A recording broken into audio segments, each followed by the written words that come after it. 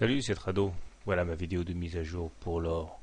L'or résiste bien, hein, même avec les honneurs, hein, puisque on voit que malgré la séance assez noire qu'on a connue sur tous les indices, eh bien la ligne d'eau de la tasse à Vécance qui a déjà été préservée hier a été préservée encore aujourd'hui. Et cette ligne d'eau correspond également au 38,2% de retracement de Fibonacci.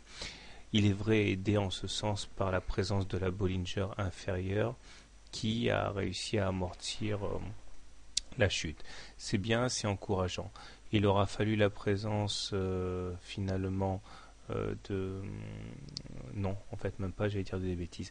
Donc les indicateurs techniques sont cependant plutôt mal orientés puisque nous avons un MACD sous son signal, nous avons le momentum qui est négatif et le stochastique qui plonge vers la zone de survente. Donc ça c'est pas très bien. Ce qui aurait tendance à m'inquiéter surtout, c'est la conjonction de deux éléments. Premier élément, la M7 et la M20 sont en train de se croiser. C'est un signal qui généralement attire son flot de traders baissiers.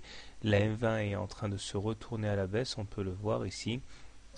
Ce qui veut dire que eh bien, lorsque cette M20 sera devenue véritablement baissière, si on est en dessous à ce moment-là, la tendance deviendra baissière. Je considère que ce n'est pas vraiment le cas pour l'instant, car la M20 est quasiment plate, donc c'est pas encore significatif. Il faudra voir demain ou après-demain.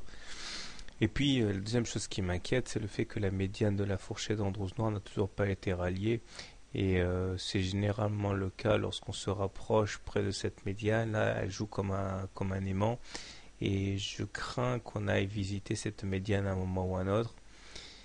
Surtout qu'elle correspondrait avec un niveau de retracement de Fibonacci à 50%, ce qui est très classique en guise de retracement. Donc on va voir. Toujours est-il que pour l'instant, ça tient.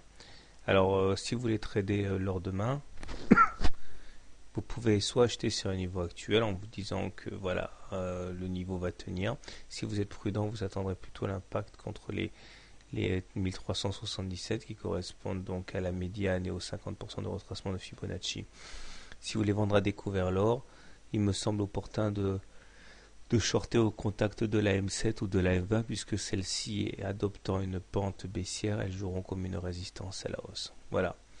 Donc personnellement, je l'ai dit, hein, puisqu'on est en dessous d'une M20 plate, je considère que la tendance haussière elle est cassée, mais que nous ne sommes pas encore en tendance baissière.